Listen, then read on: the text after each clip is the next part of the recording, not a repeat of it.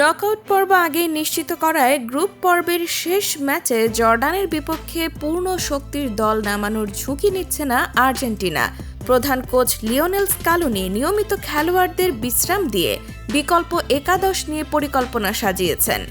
অনুশীলনে দেখা গেছে অধিনায়ক লিওনেল মেসি শুরুর একাদশে নেই, তবে গোলবারের নিচে আস্থা রাখা হয়েছে এমিলিয়ানো দিবু মার্তিনেজের ওপর।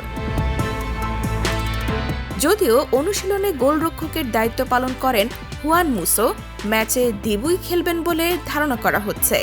শনিবার রাত 11টায় বাংলাদেশ সময় রবিবার সকাল 8টা ডালাসে জর্ডানের মুখোমুখি হবে আর্জেন্টিনা। অস্ট্রিয়াকে হারিয়ে এবং আলজেরিয়ার জয়ে গ্রুপ জের শীর্ষস্থান নিশ্চিত হওয়ায় স্কালোনি এখন দল নিয়ে পরীক্ষা নিরীক্ষার সুযোগ পাচ্ছেন।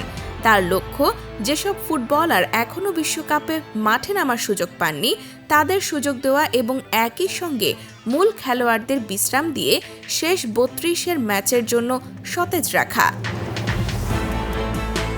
রক্ষণভাবে Gonzalo Montiel, Nicolas Otamendi, Marcos Senesi ও নিকোলাস তাগলিয়াফিগোকে দেখা যেতে পারে।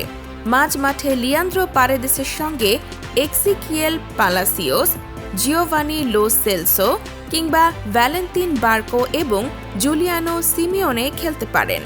আক্রমণে একমাত্র স্ট্রাইকার হিসেবে থাকবেন হুলিয়ান আলভারেজ, আর তার পেছনে থাকবেন নিকো পাস। অনুশীলনে মেসিকে শুরুর একাদশের বাইরে রাখা হলেও তাকে পুরোপুরি বিশ্রাম দেওয়া হচ্ছে না।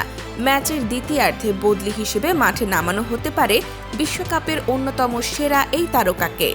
সব মিলিয়ে জর্ডানের বিপক্ষে আর্জেন্টিনার লক্ষ্য জয় ধরে রাখা, পাশাপাশি নকআউট পর্বের আগে পুরো স্কোয়াডকে ম্যাচ অনুশীলনের সুযোগ করে দেওয়া।